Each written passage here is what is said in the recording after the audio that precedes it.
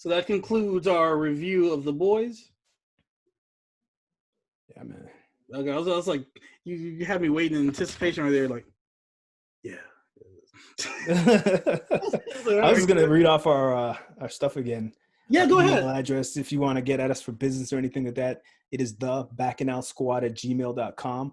Our Instagram and Twitter is _Bacchanal. Our Facebook is the Bacchanal Podcast fan page. So come play with us, come mess with us on that. All right, have some fun. Indeed. All right. So we're on episode 9 of Lovecraft Country. I'm gonna drop the promo right here,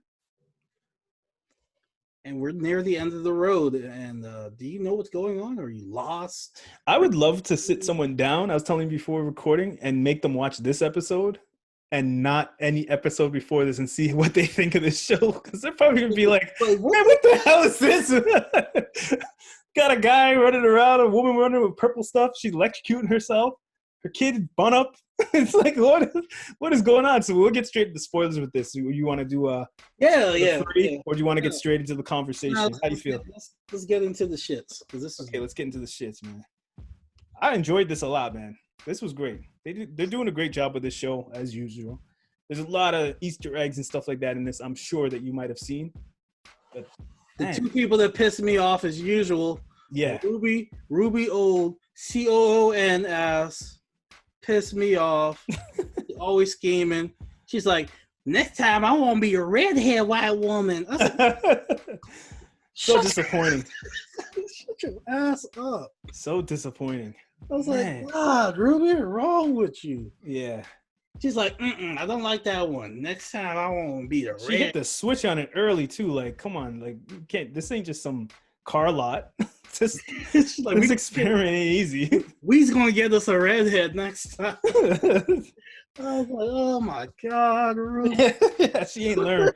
And she even like said her sister's right. Like she agrees with her sister, but she don't care. She's in the book.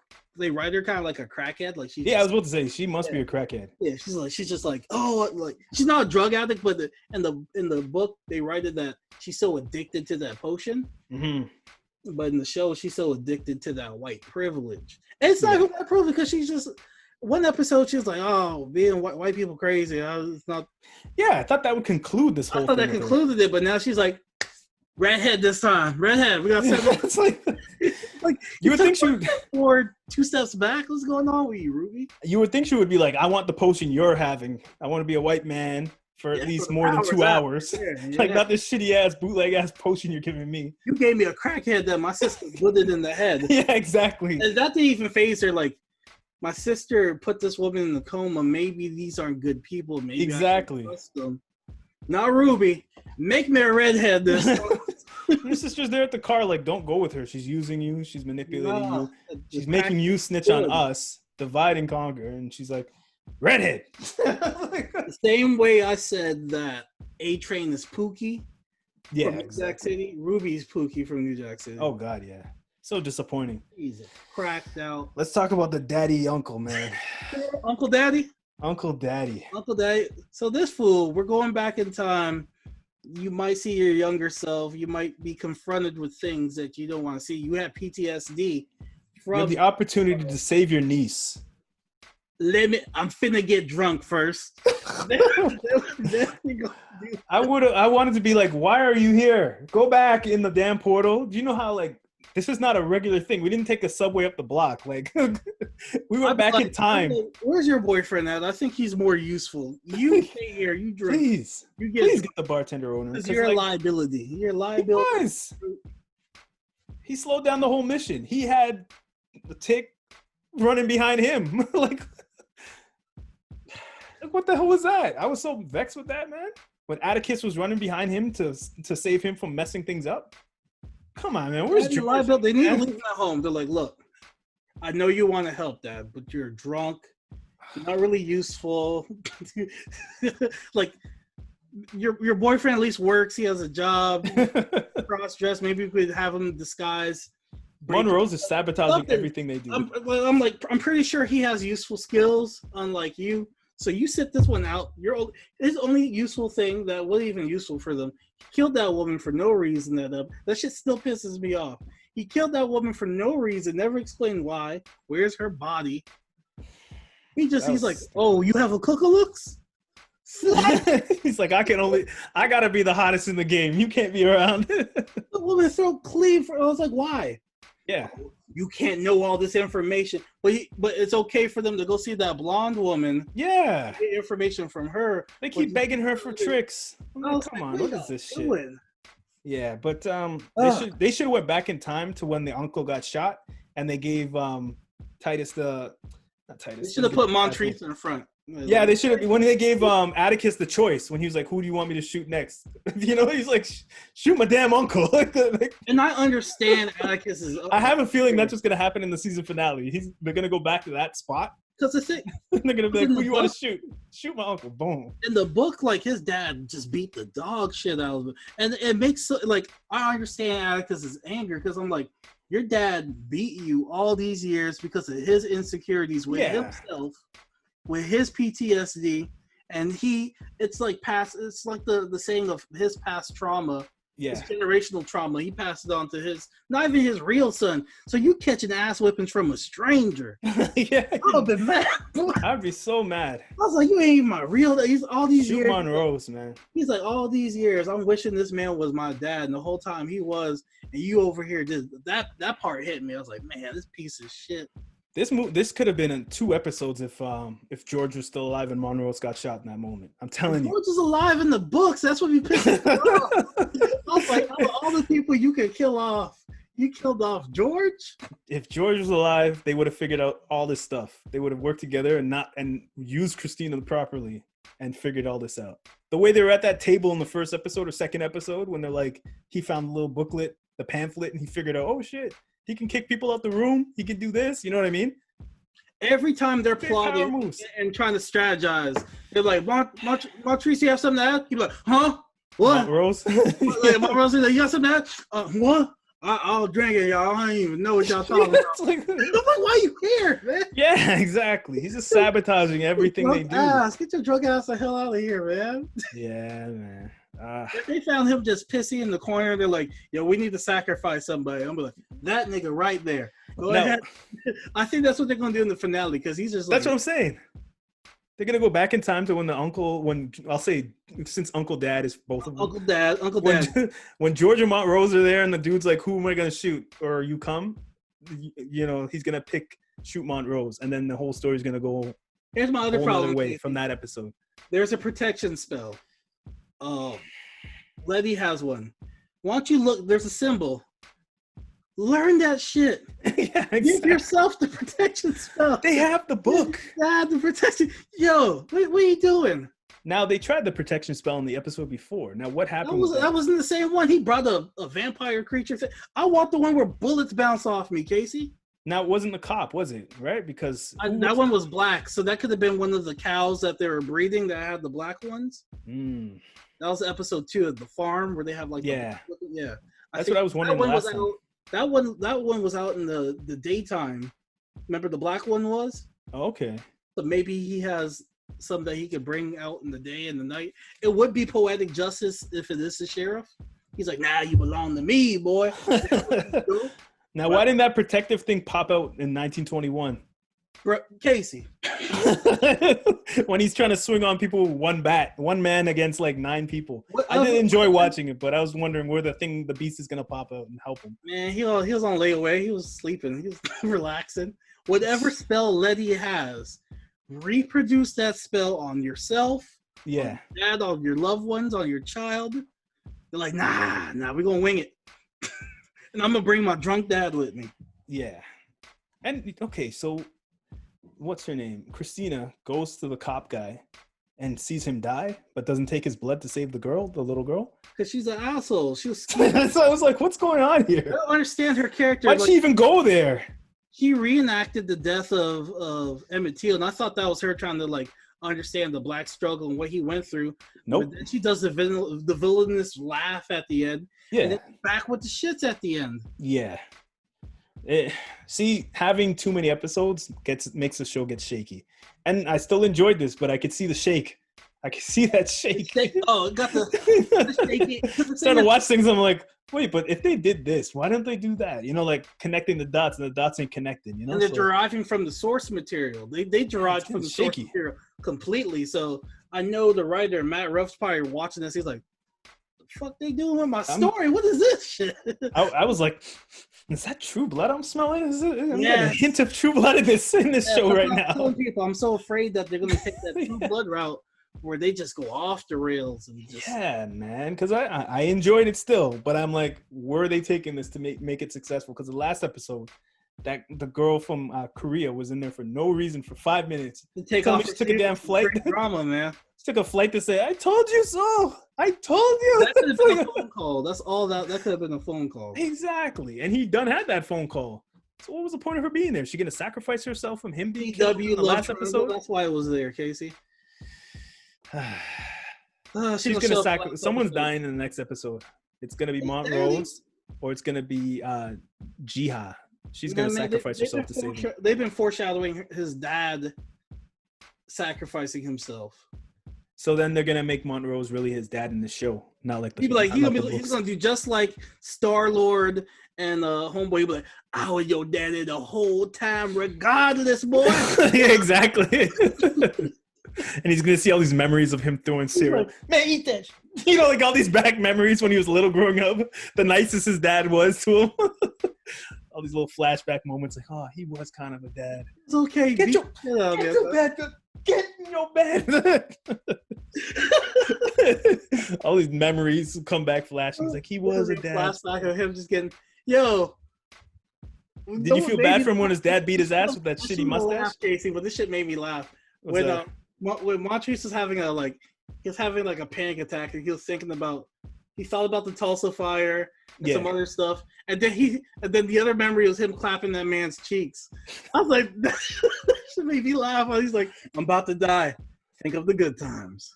There you go, Montrese. You're back in the game, baby. How'd you feel about his dad busting his tail out in the street? Yeah, his dad was played by that guy from Black Lightning. Okay. The one that kept coming back from the dead. What was his name? Is it Lafayette? No, not Lafayette. I don't remember, man. That show was a memory now. That had potential. That show had potential. It did have potential. It was the one guy that just kept coming back from the dead. What was his name? I was having trouble remembering who was George and Monroe's in that moment. Watching that, I was like, okay, he took George's flower and put it on his head, his prom flower, and he put on George's jacket. That's what got him an ass whipping. His name was Lala. Lala. He's the one that had like the tattoos of the people on his body. Really? Black Lightning. I'm seeing an albino dude from that. No, you're thinking about Tobias. I'm talking about the dude, the guy that he was working for the light-skinned dude, and he was an ill actor. Yeah, that guy did his thing. He was the first big time. He was a big time guy, and then he came back to life after. Yeah. He showed up. He played Homeboy Dad. He had that curly mustache. He's like, "Pick out a good switch, boy."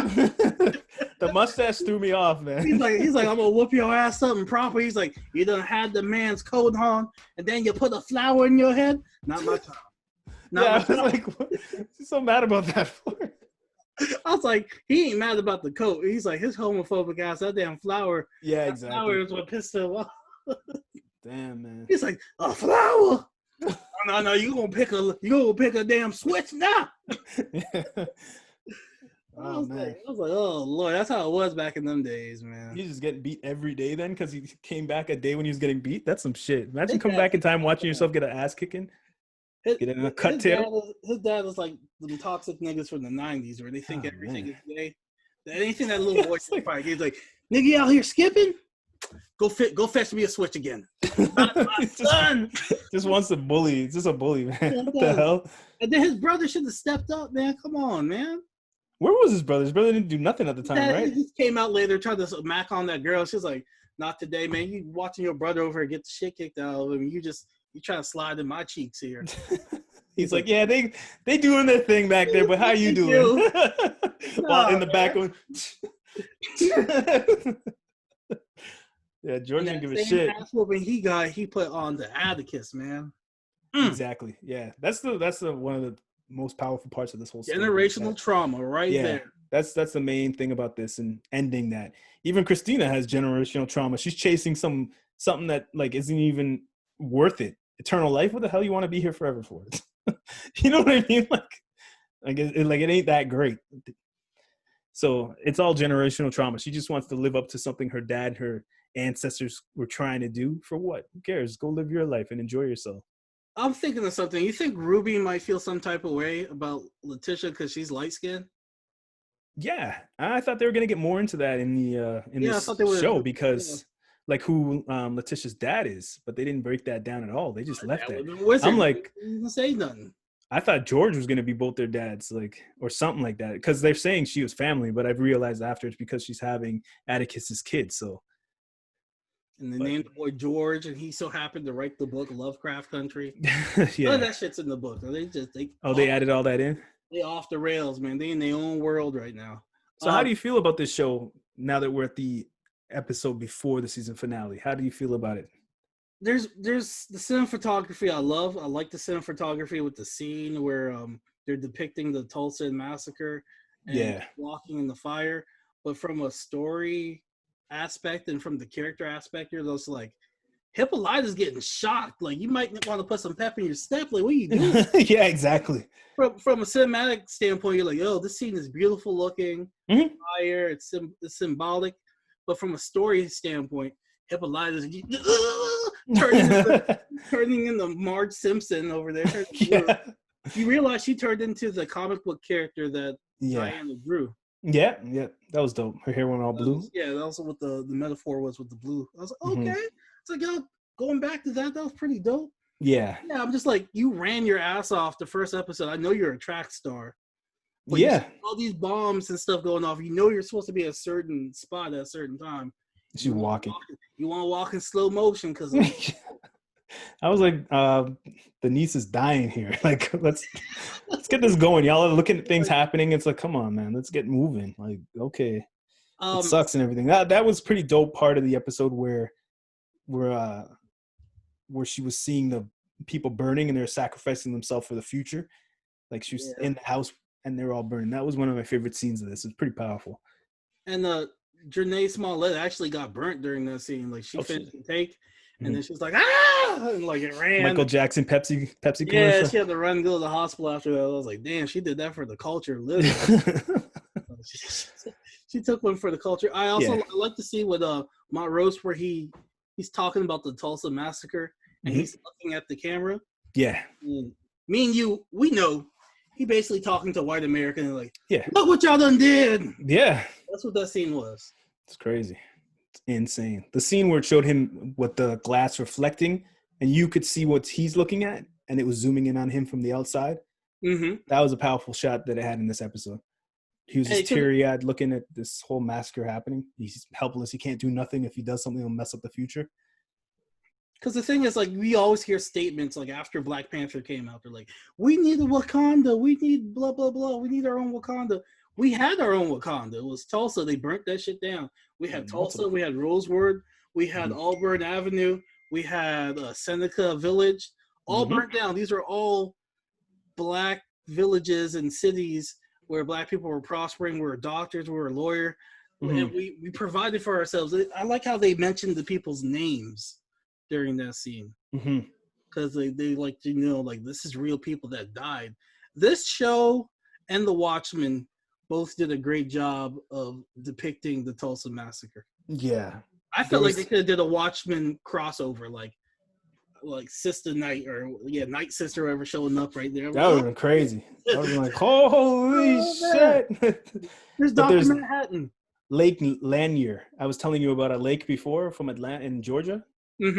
Where they flooded it. It was a whole town, a whole like successful so many Black area. Like that, man. And like, nobody even knew about it. But a bunch of people like will go swimming there now and be drowned. You get drowned, man. The slaves will pull you in. Yeah, like T.I., all these people from Atlanta are like, oh, that's that Lake Lanier, like it's a haunted lake. Like Black people don't go there. They're like, we don't go there. Yeah. A fly will land on white people be drowning there. And the ancestors will pull you down. Yeah. That's the lake I was telling you about before. If you YouTube that, it has a bunch of stories on it. It needs to be a Blumhouse movie about that. Yeah, could see it happening soon for sure. Because a lot of people need to know about it, and TV is a good way to get people to know what the hell's going on. All right, so overall, what would you give this episode, Casey? Let's start wrapping this up. Yeah, I give it a solid 9. I loved it. It was great, but it did have its problems. It wasn't perfect, but I found it amazing. I was watching on the edge of my seat the whole time, like, how are they going to mess up the past? So, and knowing all the other episodes, seeing everybody's different abilities kind of combined, working to make things happen was cool. It was kind of like an X-Men episode. I felt like Montrose faced his demons with his homosexuality in the other episode, but he had to face them again head on in this one as well. So I'm just like, moving forward, is he going to be a better father and a better person, more reliable? I got an answer. If he's drunk, episode 10, I'm pissed off. I'm like, come on. Nope. He's taking that bullet for his son. He's going to be like, shoot me instead, man. Shoot me. Leave George. Ruby needs to get it together. He needs to put the bottle down and finally have that moment like, I am your daddy, regardless. Yeah. Pow, pow, pow, pow, dead. Yeah, that's what's going to happen. Yeah, that's what's going to happen, I think, honestly. He's going to sacrifice himself. They've been foreshadowing to him doing something like killing himself or giving like his blood instead of Atticus. He's always like, sign me up. I'm ready. Like, is he that? I guess he's that depressed and he's just not comfortable. I don't think he's comfortable in the skin he's in. I don't think he accepted anything about himself. Yeah, I think he's going to sacrifice himself for Atticus. He's actually going to be the father and he's going to sacrifice himself. Something like that's going to happen. I don't know how they're going to pull it off. I'm excited to see, but all the ways I'm thinking it could go, it's like kind of disappointing. So hopefully I'm wrong. I'm not no genius. None of that's in the book, by the way. His dad's a trash bag, but he gets it together by the end. Let me read the book. This guy is just a complete I was just like, where are they going with this, man? Yeah, exactly. Then they're stretching that stuff out too much because he's already had the redeeming moments, even where he talked to Atticus. Lyda would have brought back her husband from a different universe. Maybe she did. She was chilling with him for 200 years. Nah, she was chilling somebody else, man. She was like, I'm about to live another life. No, they went like galaxy searching. She came back to save her daughter. Come on, Casey. That's all she came back for. She was like, I didn't had 2,000 niggas. I had all types of different lives. Yeah. She may have been like Future. Maybe she got a bunch of baby daddies in different universes. Maybe, yeah. That was hard, though. That's dope. Imagine traveling. Yeah, I want that power. That's kind of dope. Traveling for hundreds of years, and then you come back, and only like 2 minutes pass her a day. Did she retain some of the fighting skills that she We'll have to see in the next episode. She seems much more confident for sure, and she knows exactly what she's doing. Now, when Letty comes back through the portal and she's and the Hippolyta's healed up, she should go up to her and just give her a tap like, I told your ass to hurry up. Yeah, exactly. My hand. I saw you walking. I saw you walk through the fire. Yeah, I was disappointed. I was like, this poor lady's getting shocked. Some freaking cum's coming out of her eyes and her mouth. Mother's milk is dripping everywhere. These dudes are strolling and watching memories. Like, come on, get the book. Let's go. When she was shaking, she should have yelled like, "Hurry up, bitch!" Yeah, exactly. The world should have shook for a little bit. Like, hurry your ass up, and the whole world shakes. I like that the portals that they were going through were kind of like the universal tears that you would see in BioShock Infinite. Oh, okay. I was like, okay, that's kind of dope. That's cool. Yeah, that's a cool idea that they did with that. Or like Portal kind of, but not as clean. Yeah, so that's it for me. Dope. Yeah, that's it for me too. I loved it. I'm excited to see what happens. We're going to have that Batman review. Nice. Tell me what you think of the disc version for sure. $17 later. Gosh. I want to get the 4K since the PS5's coming, so I might have to pick that up. Does the 4K come with a regular HD version? Is it coming out in 4K? I saw it on Blu-ray. I didn't see the 4K. It's only on regular Blu. Okay. I'm just trying to get a 4K or 2 because I'm going to have the new system. So, you know what I mean? Get the Joker on 4K. It looks nice and clean. Really? That's such an old school style shot movie, I would think. Man, that trash looked like the nicest trash. Dirty ass. I haven't seen that in a while. I might have to check that out just now. Joker's a good Blu-ray, and then you want to get stuff like The Dark Knight. Looks clean. Yeah, I have that already. Got that $5 Black Friday. Yeah, that's when I'm gonna pick up a couple. Yeah, get that. Get Walmart and Wonder Woman looks good on 4K. Okay, maybe I'll grab that. Do you keep the cases or you dash the cases? I keep everything, man. It takes up so much space. I got all these damn Blu-rays just racked up in a line on top of each other. Movies. I buy Marvel movies. Yeah, I don't have much, but and it's still there. Certain movies I buy. And other than that, Black Server. Yeah, I was thinking of taking the cases, dashing the cases, and putting it into a binder, a CD binder, and just having them flip through. You know what I mean? You know what, Casey? I'm feeling generous. The digital copy of that Batman, I am going to give it away on the podcast. Nice. Next episode, I want people to go on iTunes and do an iTunes review, and I'm going to pick a random iTunes review and give away the digital copy. I like that. That's a great idea. And I am going to ski mask that shit so Nah, man, that's a good giveaway, man. That's a great idea. I like that. Give away a digital copy, so everybody do your iTunes reviews. I'm going to pick a random one, and next episode, I'll say who the winner is. Nice. Send it to them on Instagram. Make sure you follow us on Instagram at _Bacchanal Podcast. That's _Bacchanal, BACCHANAL. On Facebook, we are the Bacchanal Podcast fan page. Again, you spell Bacchanal BACCHANAL podcast. That's it for me. That's it for me too, man. All right, y'all. Podcast. Peace. Stay safe. Stay COVID free. Cover your mouth. Wear a mask. And clean your ass, man. Clean your ass. Bathe yourself, man. Bathe wear your a mask ass. and the condom, because 9 months from now, we want a bunch of COVID babies. The economy already can't handle it. Economy ain't ready for that. All right. Peace. Peace.